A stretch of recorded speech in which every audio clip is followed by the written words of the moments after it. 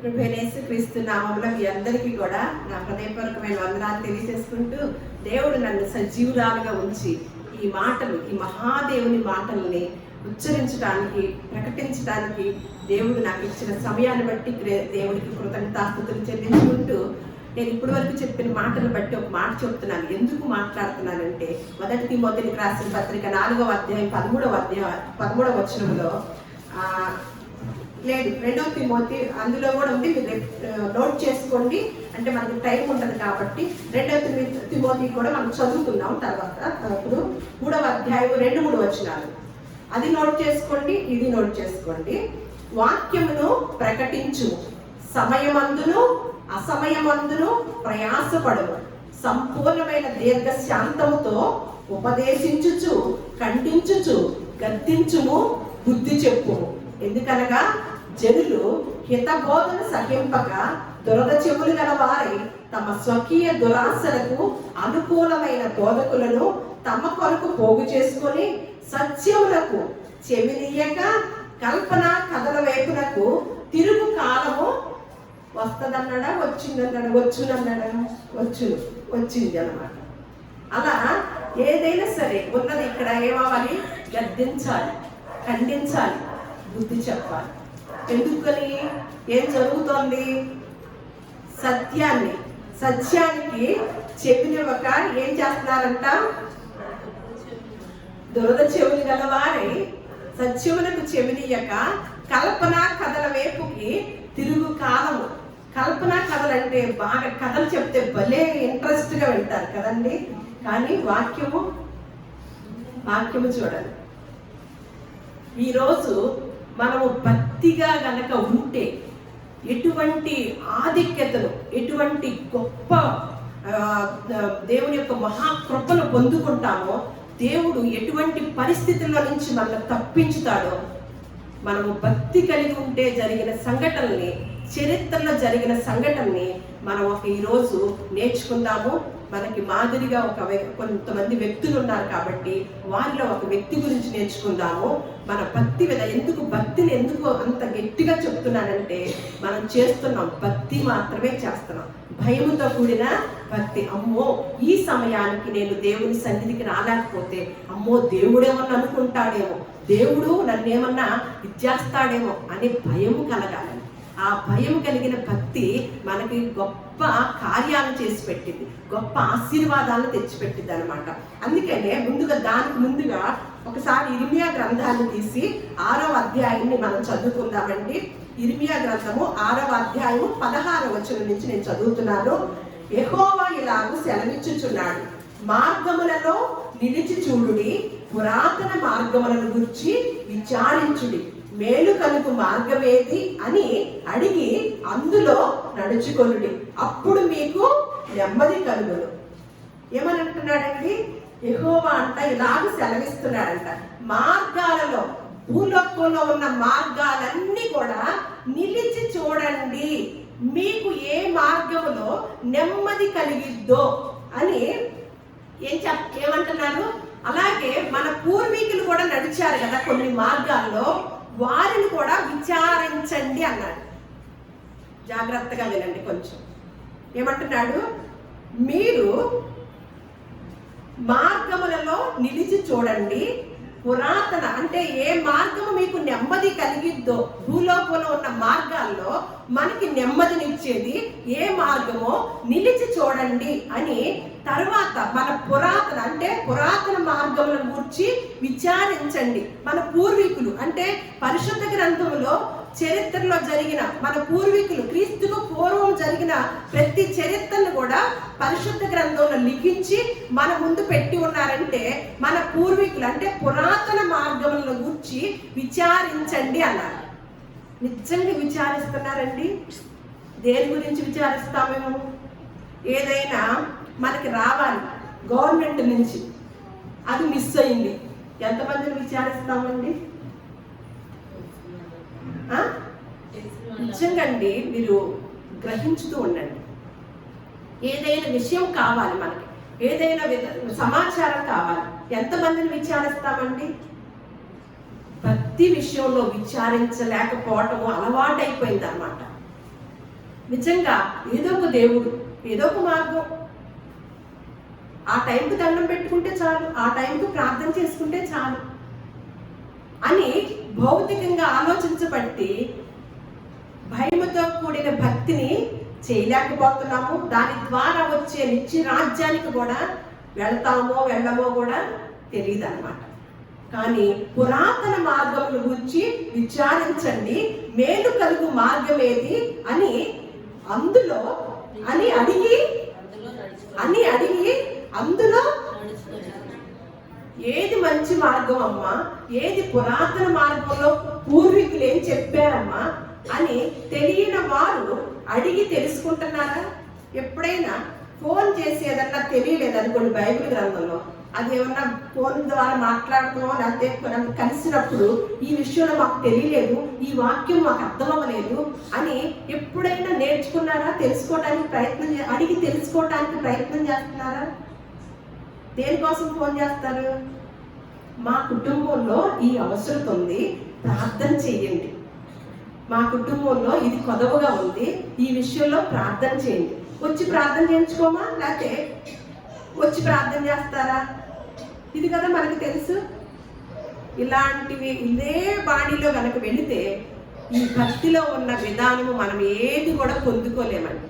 ఏం చేయమంటున్నాడు అని దేవుడు ఇర్మియా ద్వారా సెలవిస్తుంటే, అయితే ఇప్పుడులాగా అప్పుడు కూడా ఏమంటున్నారంట, అయితే వారు మేము అందులో నడుచుకోనమని చెప్పుచున్నారంట. అమ్మా విజయలక్ష్మి, నువ్వేదో చెప్తావులేమ్మా, నీ కుదిరింది కాబట్టి, మేము మాత్రం నీ మాట తీసుకోమమ్మా, నువ్వు చెప్పే పరిశుద్ధ గ్రంథంలో మాట చాలా కష్టంగా ఉంటుంది కాబట్టి మేము నడుచుకోలేమమ్మా. ఉంటుంది కదా మనసులో ఇక్కడ. అందుకని అప్పుడు వారు కూడా అంట మేము అందులో నడుచుకొనమని చెప్పుచున్నారు. అప్పుడు దేవుడు అంటున్నాడు అనమాట, మిమ్మల్ని కాపు కాయుటకు నేను కావలి వారిని ఉంచి ఉన్నాను, ఆలకించండి, వారు చేయు బోరధ్వని వినపడుచున్నది. దేవుని యందు భయభక్తులు కలిగిన వారి చుట్టూ ఏముంటది? ఆయన దూతల్ని కావలిగా ఉంచుతాడంట. దేవుని యందు భయభక్తులు గల వారి చుట్టూ ఆయన దూతల్ని, మనకి సెక్యూరిటీ గార్డ్ అక్కర్లా, డబ్బులు పెట్టుకొని మన సెక్యూరిటీ పెట్టుకోక్కర్లా. ఎంత ఆధిక్యతండి! దేవదూతలే మనకి కాపు కాయటానికి ఉన్నారు అంటే దాన్ని ఎంత గొప్పగా ఎంచుకోవాలో తెలుసండి. ఈ మాటలు నేను ధ్యానం చేస్తున్నప్పుడల్లా ఎంత అతిశయపడతానో, ఎంత గర్వపడతానో, ఎంత సంతోషపడతానోనండి. దేవదూతలకి డబ్బులు ఇచ్చి మనం పెట్టించుకోగలుగుతామా? మనం చేయవలసిన పని ఏంటి? మన దేవుడు దగ్గర, మనం సేవించే దేవుడి దగ్గర భయము కలిగి భక్తి చేయమన్నాడు దేవదూతలు. అందుకని ఇక్కడ రాస్తున్నారు చూడు, మిమ్మల్ని కాపు కాయుటకు నేను కావలి వారిని ఉంచున్నాను, ఆలకించండి, నా మాట వినండి, వారు చేయు బోరధ్వని వినపడతలేదా? వినపడుచున్నది మీకు అంటే, అయితే మేము వినమని. అమ్మో, భక్తి అయితే చేస్తాం కానీ భయము కలిగి భక్తి అంటే అసలు మన మనుషులకు సాధ్యమైద్దా అని వినపడనట్టుగా ఉంటారంట. వినపడనట్టుగా బోరధ్వని వినపడుతున్నా కూడా, ఎక్కడ బోరధ్వని ఇప్పుడు ఎక్కడ వినపడుతుంది? ఎలా వినపడుతుంది? బోరధ్వనితో. ఏం వినపడుతుంది? మీకు కాపు గాయటానికి రెడీగా ఉన్నారు దూతలను, నేను కావులుగా ఉంచటానికి రెడీగా ఉంచాను మీ కొరకు అంటే మాకు వినపడతలేదయ్యా. మరి పురాతన మార్గములను గురించి విచారించండి అన్నాడు. ఇప్పుడు మన పూర్వీకుడైన ఒక వ్యక్తి గురించి, ఒక గొప్ప వ్యక్తి గురించి విచారించుదాం. ఆయన ఏం చేసి ఉన్నాడో, ఎటువంటి భక్తి కలిగి ఉన్నాడో విచారించుదామండి ఈరోజు. దానియేలు గ్రంథము 6వ అధ్యాయము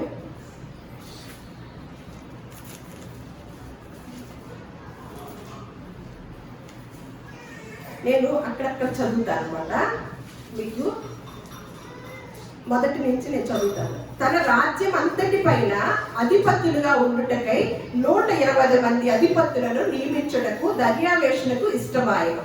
వారి పైన 3 ప్రధానులుగా నియమించెను. ఆ 3 దానియేలు ముఖ్యుడు. రాజులకు నష్టము కలగకుండానట్లు ఆ అధిపతులు తప్పకుండా వీరికి లెక్కలు గొప్ప చెప్పవలనని ఆజ్ఞ ఇచ్చెను. ఈ దానియేలు అతి శ్రేష్టమైన బుద్ధి గలవాడై ప్రధానులలోను అధిపతులలోను ప్రఖ్యాతి నొంది ఉండెను. కనుక రాజ్యమంతటి మీద అతన్ని నియమింపవల్లని రాజు ఉద్దేశించెను. అందుగా ప్రధానులను అధిపతులను రాజ్యపాలన విషయంలో దానియేలు మీద ఏదైనా ఒక నింద మోపవల్లని ఉండి తగిన హేతువు కనిపెట్టుచుండేది.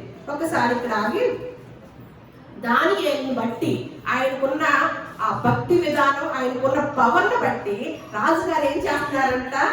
ఎవరు? ఏ రాజుగారు? ఏ కాలంలో ఈ కార్యక్రమం జరుగుతుందండి? మన పరిశుద్ధ గ్రంథం గొప్పతనం ఏంటంటే ఆ చక్రవర్తుల పేర్లు చెప్తారు. ఆ కాలంలో ఏ సమయంలో ఎవరు పరిపాలించారో ఆ పరిపాలించిన వారిలో ఏ వ్యక్తులు ఉన్నారో అవి చక్కగా క్లియర్ గా ఉంటది అనమాట. రాసి ఉంచితే ఇంకా ఇదే ఎక్కడ ఏ గూగుల్లో కొట్టుకొని చూసినా ఏ మహా సామ్రాజ్యాలు ఏమిని కదా, ఆ మహా సామ్రాజ్యాల గురించి మనం విచారించిన పరిశుద్ధ గ్రంథంలోని మాటలే అక్కడ ఉంటాయండి. ఆ రాజులే, ఆ చక్రవర్తులే అక్కడ ఉంటారనమాట. మనం చివరిలో గొప్పతనాన్ని తెలుసుకుంటాము. అలా అని దానియేలుని ఒక గొప్ప చేసి ఒక ఆధిపత్యాన్ని ఇచ్చినప్పుడు ఎప్పుడు కూడా ఒకళ్ళకి ఒక గొప్పగా ఎదుగుతున్నప్పుడు కొంతమందికి ఏం కలుగుతూ ఉంటదండి? అసూయ ఖచ్చితంగా కలిగింది కదా. ఆ అసూయ ఎంతవరకు తీసుకెళ్ళిందో తెలుసండి? ఆ మత్సరం అనేది, అసూయ అనేది అది గనక మన లోపల గనక ఉంచుకుంటే, అసూయ మత్సరం అంటే మన మీద కోపం కూడా వస్తుంది కదా. ఆ కోపం కూడా మనకి ఎప్పుడు వరకు ఉంచుకోవాలి? మనం ఎప్పుడో పాఠం నేర్చుకున్నాం. ఎప్పుడు వరకు ఉంచుకోవాలి? మనకి ఈరోజు కోపం వస్తే రేపటి దినానికి సూర్యుడు అస్తమించేసరికి ఏమవ్వాలండి? కోపం అనేది పోవాలి. పోకపోతే మనం మంచాల మీదకి వచ్చేసరికి ఏం ఆలోచిస్తామండి? కోపం వల్ల ఏమవుతుంది? ఒక పెద్ద ప్లాన్ జరిగిద్ది అనమాట. ఆ వ్యక్తిని కత్తులతో నరికే ప్లానే అనుకోబాకండి.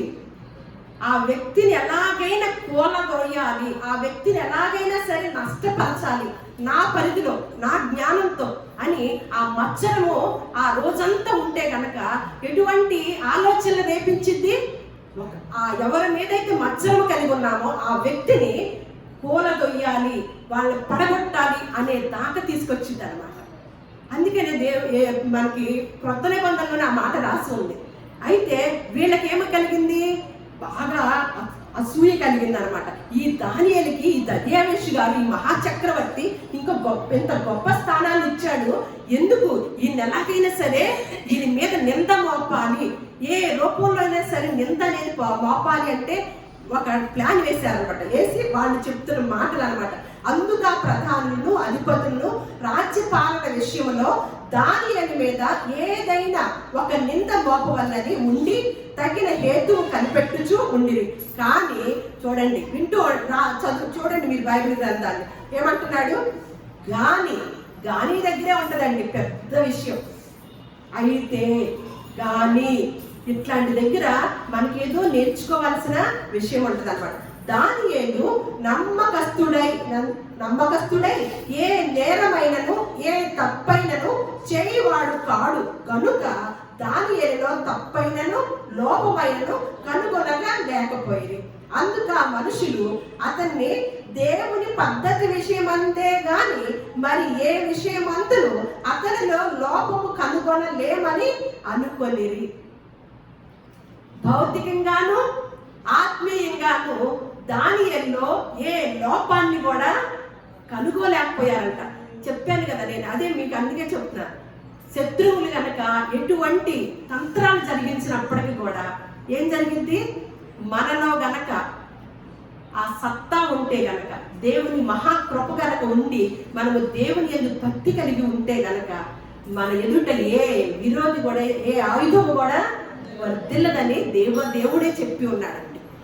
వర్ధిల్లదని అని అనుకున్నారంట. అనుకొని వాళ్ళ ప్లాన్ వాళ్ళకు ఉంటాయి కదా.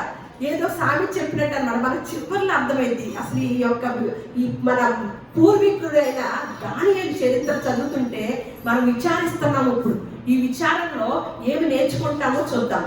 అయితే కాబట్టి ఆ ప్రధానులను అధిపతులను రాజు వద్దకి సందడిగా కూడి వచ్చి ఇట్లని, రాజు దర్యావేషు చిరంజీవై ఉందువుగాక. ఒక వ్యక్తిని పడద్రోయటానికి, ఒక వ్యక్తి మీద ఉన్న అసూయ మత్సరముతో ఎలా వెళ్ళారంటండి వీళ్ళందరూ? సందడిగా వెళ్ళారంటండి. ఎంత నటించేస్తున్నారో చూసారా?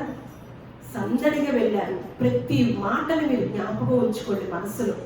దేవుడు మనం విచారిస్తే ఎన్ని పాఠాలు నేర్పిస్తాడోనండి.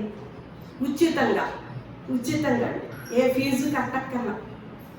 ఏమంటున్నారు? సందడిగా వెళ్ళి మనం పొగుడుతున్నారు. ఎవరిని?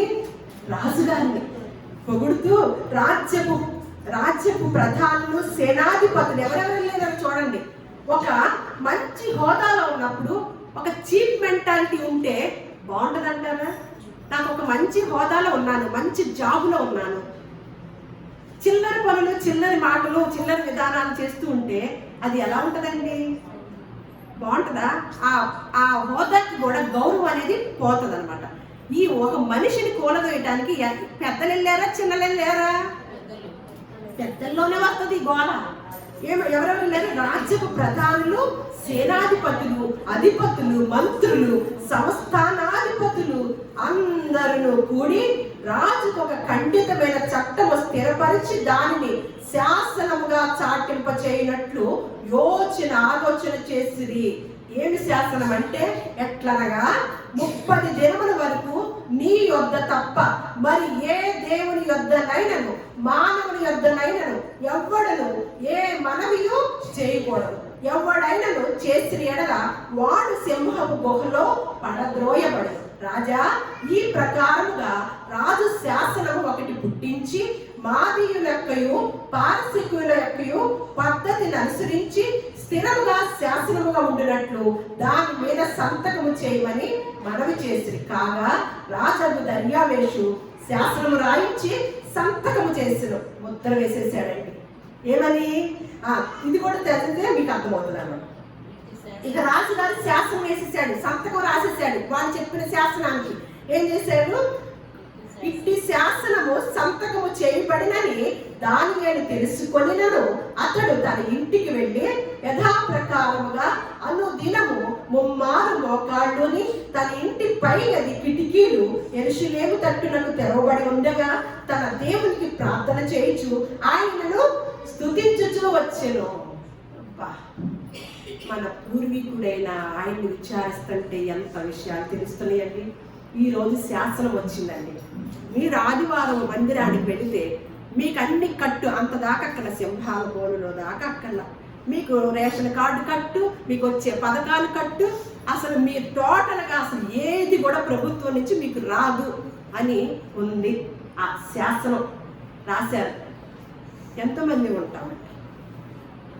మనసులో మీరు ప్రశ్నించుకోండి. నేను కూడా ప్రశ్నించుకుంటున్నాను. ఎంతమంది ఉంటాం? కానీ సింహాల బోనులో వేస్తామని దర్యావేషు సంతకం రాజ్యముద్ర చేసి ఉన్నప్పటికీ, కానీ శాసనం తెలిసినప్పటికీ కూడా దానియేలు ఏం చేశాడంట? యథాప్రకారం. ఆయన అప్పుడప్పుడు ప్రార్థనోడు కాదు. ఏం చేస్తాడంట? తనకున్న నియమము, తనకున్న విధానము, తను దేవుడు పెట్టిన కట్టడిలో యథాప్రకారము ఏం చేస్తున్నాడంట? మారు ప్రార్థన చేస్తూనే ఉన్నాడంట. ఆ మనుషులు గుంపు కూడి వచ్చి వీళ్ళు దీనికోసమే కదా కనిపెట్టుకొని ఉంది. దేనికోసము?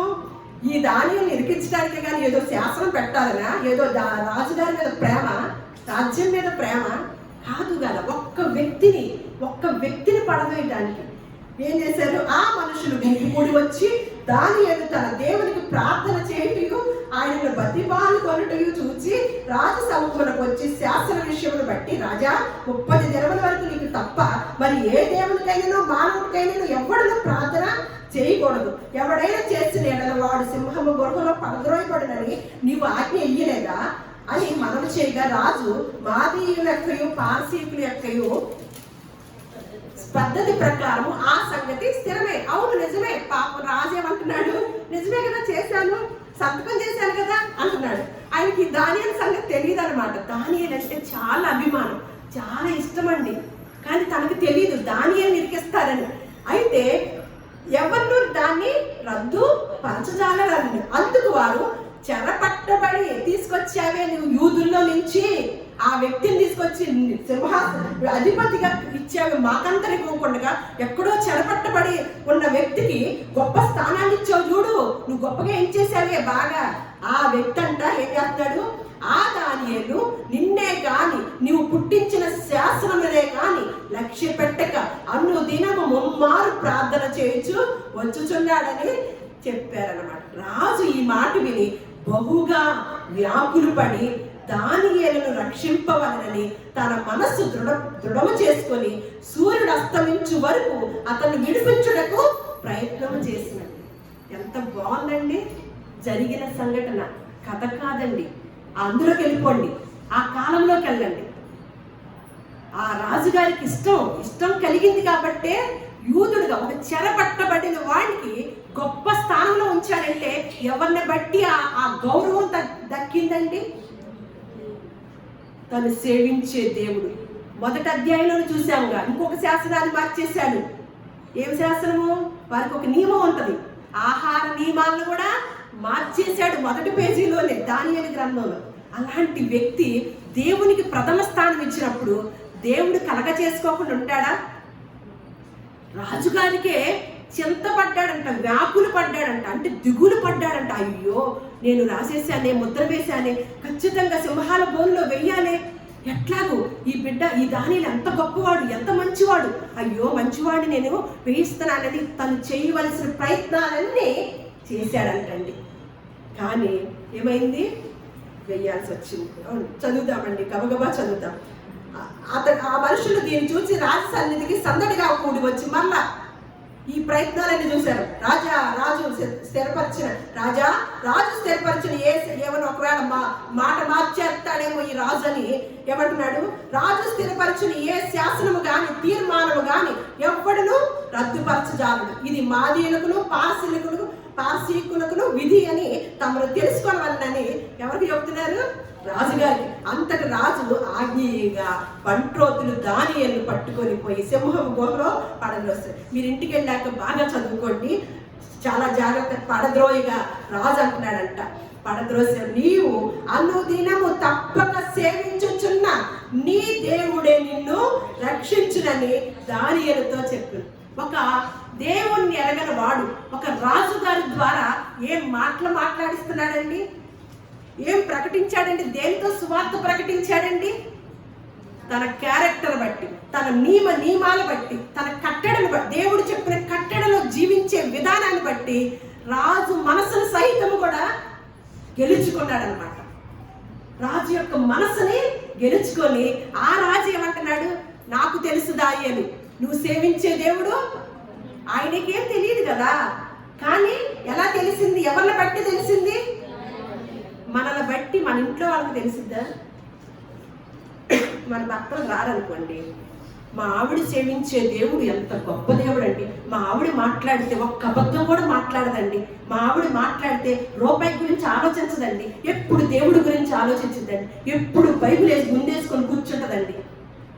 చెప్తున్నారా? ఇంట్లో చెప్తున్నారా భర్తలు? రాని భర్తలు. రాజు మనస్సును మార్చాడండి దానియేలు.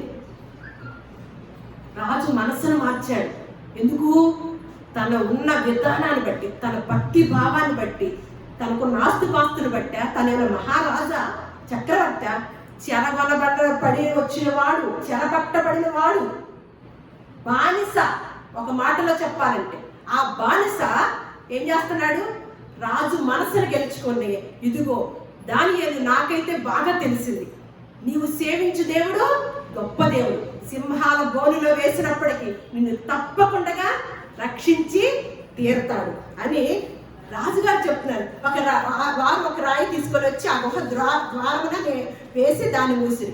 మరియు దానియేలును గూర్చి రాజు యొక్క తీర్మానము మారునేమో అని రాజముద్రను, అతని అధికారుల ముద్రను వేసి దాన్ని రాజు వేసిన ముద్ర మరి ఇప్పుడుగైనా మార్చుతాడేమని నిజంగా విచారిస్తుంటే ఎన్ని విషయాలు తెలుస్తుందండి. మీరు ఎన్ని మార్లు చదువుకొని ఉంటారు దానియేలు గ్రంథం? ఇలాగే విచారణ జరిగిందా?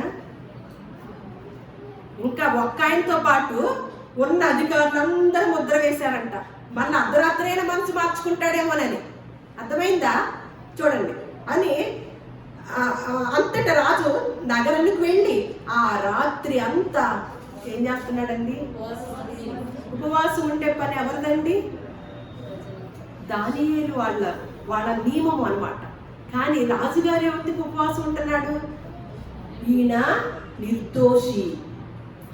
ఆ నిర్దోషికి శిక్ష పడటము ఇష్టం లేదనమాట అని ఏం చేస్తున్నాడంటే ఉపవాసం ఉండి నాట్య వాయిద్యములను జరగనివ్వలేదంట. అతనికి నిద్ర పట్టకపోయింది. ఆఫ్టర్ ఆల్ ఒక చెరపట్టబడిన వ్యక్తికి ఒక శాసనం చేసేసి ఒక శిక్ష పడితే ఈయనకి నిద్ర పట్టకపోవటం ఏంటండి? రాజుగారికి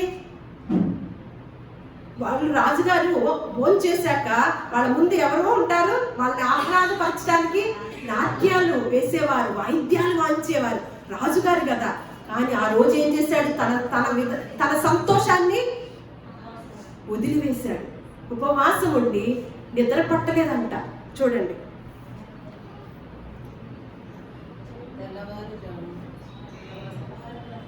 అతడు తెల్లవారుజామునే, చూడండి ఇది కూడా ఒక పాఠమే. ఎప్పుడు లేచాడు? మనం ఎప్పుడు లేస్తాం ప్రార్థన అంటే?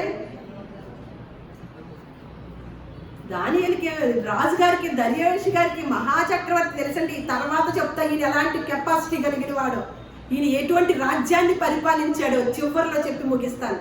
ఏమంటున్నాడు? తెల్లవారుజామున రాజు వేగిరమే లేచి సింహముల గుహ దగ్గరికి త్వరపడి పోయిను. అతడు గుహ దగ్గరికి రాగానే దుఃఖ స్వరంతో దానియేలును పిలిచి, జీవము కలిగిన దేవుని సేవకుడైన దానియేలు, నిత్యము నీవు సేవించుచున్న నీ దేవుడు నిన్ను రక్షింపగలిగిన అని అతన్ని అడిగాడు. అందుకు దానియేలు, రాజు చిరకాలము జీవించునుగాక, నేను నా దేవుని దృష్టికి నిర్దోషులుగా కనపడుతుంది కనుక ఆయన తన దూతను నంపించి సింహములు నాకు ఏ హానియు చేయకుండా వాటి నోళ్ళు మూయించెను. రాజా, నీ దృష్టికి నేను నేరము చేసిన వాడును కాను కదా అని రాజు ఇందును గూర్చి అతి సంతోషభరితుడై దానియేలు గుహలో నుండి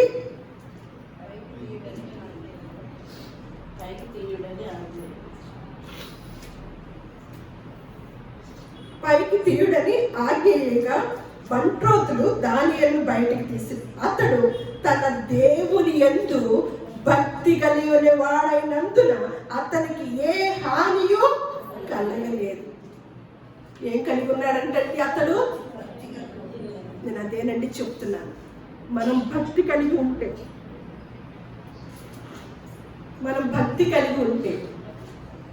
దేవుడు ఏదైనా చేయగలడు. మన బిడ్డల తర్వాత పాట పాడతారు, ఒక చరణం పాడతారు. తర్వాత చూడండి, ఎప్పుడైతే ఒక అపవాది తంత్రాలు వేస్తుందో ఆ తంత్రాలల్లా ఎంత స్థాయికి వెళ్ళినాయో తెలుసండి. దేవుడు ఎలా మేలుగాను అసలు ఎక్కడ శిఖరాగ్రిలో, అసలు ఎక్కడ ఉన్నతమైన శిఖరంలో పెట్టేశాడండి. చూద్దాం, ఇక్కడ రాజు ఆజ్ఞగా దానియేలు మీద నింద మోపిన ఆ మనుషులను వారు తోడుకొని వచ్చి సింహం గుహలో పడద్రోసి వారిని, వారి కుమారులను, వారి భార్యలను. తేజకి ఇది నేర్పేటప్పుడు, అమ్మా వాళ్ళు కదా తప్పు చేసింది, వాళ్ళ ఇంట్లో వాళ్ళు కూడా వేశారని ఇక్కడ రాసింది ఏంటమ్మా అంటే, మనం చేసే భక్తైనా, మనం చేసే దారుణాలైనా మన బిడ్డలకి ఆశీర్వాదాలుగానైనా శాపాలుగానైనా మారటానికి ఎవరు కారకులు అవుతారండి? మనమేనమాట. అందుకే నేను మరీ చెప్పేది, మనం చేసే భక్తి అడేజావు పడేజావు లాగా చేస్తే క్రైస్తవ భక్తి చేయక్కర్లేదు. దానివల్ల ఏమి ప్రయోజనం ఉండదు. ఎవరు మనకు సహాయపడరు. నేను ఖచ్చితంగా చెప్తున్నాను అన్నమాట. దానియేలు గారు చేసినట్లు గనక చేయటానికి మనం ప్రయత్నం చేస్తే ఖచ్చితంగా ఏ పరిస్థితిలో ఉన్నా, ఏ స్థితిలో ఉన్నా, ఎటువంటి గుంటలో పడిపోయినా, ఎటువంటి ప్రమాదకరమైన పరిస్థితిలో పడినా ఆయన మాత్రమే లేపగలిగిన వాడై ఉంటాడు అన్నమాట. ఇక చూద్దాం, వారు సింహంలోని ఎముకలు సైతము కొరికి పాడు చేసిందంట. అది కూడా రాయాలా? ఎముకలు కూడా మిగలలేదు. ఎముకల్ని ఎక్కడ తీసుకెళ్ళి కలుపుతారు కదా, అది కూడా రాశారనమాట. ఎముకల్ని ఎక్కడ కలుపుతారు మిగిలితే ఆ అవకాశం కూడా ఇవ్వలేదు. ఎవరికి? దేవునికి వ్యతిరేకంగా చేసేవారికి అనమాట. అప్పుడు తీసుకురండి. ఇప్పుడుది మనకి ప్రత్యేకత అనమాట. 25వ వచనం. అప్పుడు అది చాలా జాగ్రత్తగా వినండి. నాకైతే అసలు ఎంత ఒళ్ళంత పులకరించిపోతుందోనండి, నిజంగా అండి.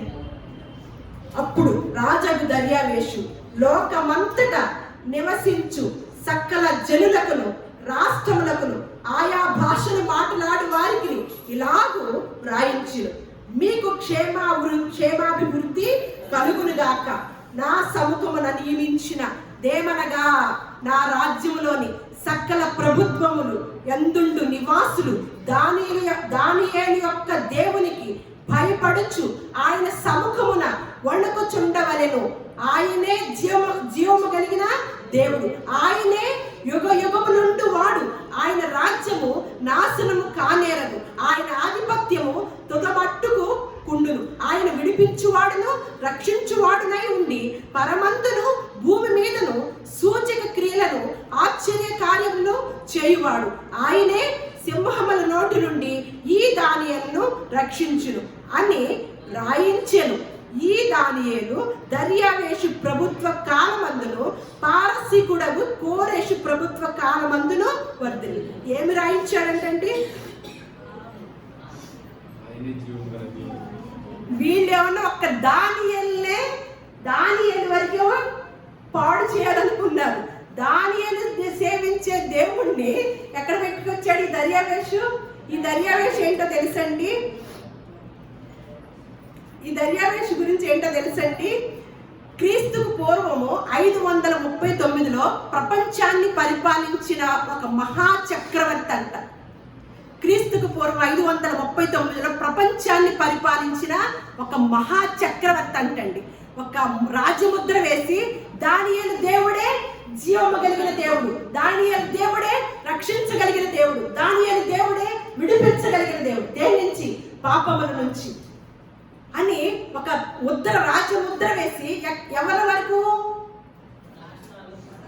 ఆయా భాషలు, ఆయా లోకమంతటా నివసించు సకల జనులకును రాష్ట్రములకును ఆయా భాషలు మాట్లాడు వారికి, ఒక దేశానిక ఒక రాష్ట్రానిక సకల జనులకు సర్వలోకానికి కూడా ముద్ర వేసి ఉందండి, చరిత్రలో ఉందండి.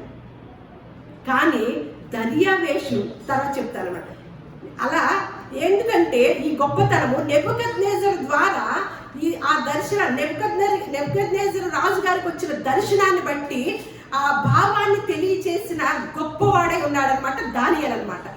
ఆయన తర్వాత కాలంలో ఇదే దర్యావేషు కాలంలో ఏమైంది? ఈ మహాచక్రవర్తి వేలాడు కదా, 4 సామ్రాజ్యాలంట ఒకప్పుడు. ఇదంతా మీరు తర్వాత చరిత్రలో చూడండి. అందుకే ఎవరిని? ఈ దానియేలు దర్యావేషు ప్రభుత్వ కాలంలో. ఎవరన్నా ఏ గ్రంథం అని ఎవరైనా రాస్తుందండి? ఎందుకు? అనగనగా ఒక కథ, ఇక్కడ కథ కాదు. ఈ దానియేలు ఈ సంఘటన ఎప్పుడు జరిగింది? దర్యావేషు ప్రభుత్వ కాలమందులో పారసీకుడగు కోరేషు ప్రభుత్వ కాలమందులో వర్ధిల్లి 4 మహా సామ్రాజ్యాలని పరిపాలించిన ఏదైతే అందులో మొదటిది బబులోని మహారాజ్యం అయితే, 2వ సామ్రాజ్యమైన మాదియ పారసీకుల సామ్రాజ్యం అంట. ప్రపంచ సామ్రాజ్యాల గురించి దానియేలు బయలుపరిచాడంట. అందుకు గొప్ప వ్యక్తిగా అయ్యాడనమాట. చూడండి ఎంత ఈ మహా సామ్రాజ్యాన్ని పరిపాలించిన ఆయన ఏమంది. కానీ చరిత్రలోకి వెళ్తేనంటే ఈ లైన్ ఉంది కదా, కోరేషు, దర్యావేషు, నెబుకద్నెజరు, కోరేషు,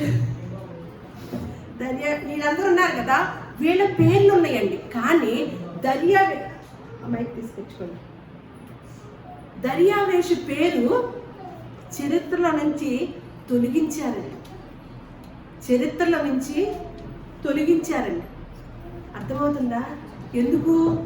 అమ్మో, ఎంత రాజ్యముద్ర శాసనాన్ని చేసి దానియేలు దేవుడే దేవుడని ప్రకటిస్తే దేశమంతా ఎవరిని ఎన్నుకుంటారంటే దానియేలు దేవుణ్ణి అనుసరిస్తారు. ఈ రాజుగారు చెప్పిన ఈ సమయంలో ఈ రాజుగారు చెప్పిన విధానాన్ని, ఈ రాజుని ఏం చేయాలి? చరిత్రలో పక్కన పెట్టాలి. సత్యాన్ని ఎప్పుడు పక్కన పెడుతూనే వచ్చారండి. పక్కన పెడితే కుదిరిందండి? మన లాంటి వారు కూడా నమ్ముకోవటానికి, మన లాంటి వారు కూడా ఈయన్ని అనుసరించడానికి ఎంత అవకాశం అని ఇచ్చాడండి. పక్కన పెడితే కుదిరిద్దా?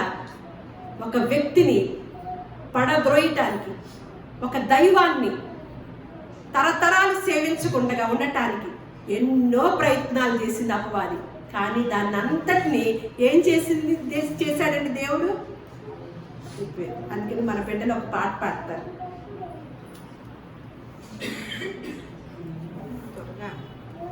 నీ ఆజ్ఞ లేనిదే ఏదైనా జరుగునా, నీ కంచె దాటగా శత్రువుకు సాధ్యమా? నీ ఆజ్ఞ లేనిదే ఏదైనా జరుగునా, నీ కంచె దాటగా శత్రువుకు సాధ్యమా? మా దేవా నీవే మా తోడుంటే అంతే చాలును, అపవాది తలచిన కీడులన్నీ మేలైపోవును. మా దేవా నీవే మా తోడుంటే అంతే చాలును, అపవాది తలచిన కీడులన్నీ మేలైపోవును. ఏమైనా చేయగలవు కదా, మొత్తం మార్చగలవు. నీ నామముకే మహిమంతా తెచ్చుకొందువు. ఏమైనా చేయగలవు కదా, మొత్తం మార్చగలవు. నీ నామముకే మహిమంతా తెచ్చుకొందువు. యేసయ్యా యేసయ్యా, నీకే నీకే సాధ్యము. యేసయ్యా యేసయ్యా, నీకే నీకే సాధ్యము. స్థిరపరచువాడవు, బలపరచువాడవు, పడిపోయిన చోటే నిలబెట్టువాడవు. ఘనపరచువాడవు, హెచ్చించువాడవు, మా పక్షము నిలచి జయమిచ్చువాడవు. ఏమైనా చేయగలవు కదా, మొత్తం మార్చగలవు. నీ నామముకే మహిమంతా తెచ్చుకొందువు. ఏమైనా చేయగలవు కదా, మొత్తం మార్చగలవు. నీ నామముకే మహిమంతా తెచ్చుకొందువు. యేసయ్యా యేసయ్యా, నీకే నీకే సాధ్యము. యేసయ్యా యేసయ్యా, నీకే నీకే సాధ్యము. అంతేనండి, ఏమైనా చేయగలరు. ఏం కావాలి అప్పుడు? మన దగ్గర ఏముండాలి? భక్తి ఉండాలి. ఏ భక్తి? భయముతో కూడిన భక్తి ఉంటే ఏదైనా చేయగలరు. కథ మొత్తం దానియేలు ఎలా చేశాడు? కథ మొత్తం మార్చేసి మనం సేవించే దేవుడిని ఎక్కడ కూర్చోబెట్టాడు? వాడిని చిన్నదే చేయాలనుకున్నారు. కానీ అపవాది తంత్రాలన్నిటినీ దేవుడు ఏం చేశాడు? మేలుగా మేలుగా చేశాడు. అటువంటి ఆధిక్యతను కలిగిన ప్రజలమైన మనము ఈ దేవుణ్ణి సేవించడానికి మనల్ని మాత్రమే ఎన్నుకున్నాడు, ఏర్పరచుకున్నాడు. మనకి దక్కిన అదృష్టాన్ని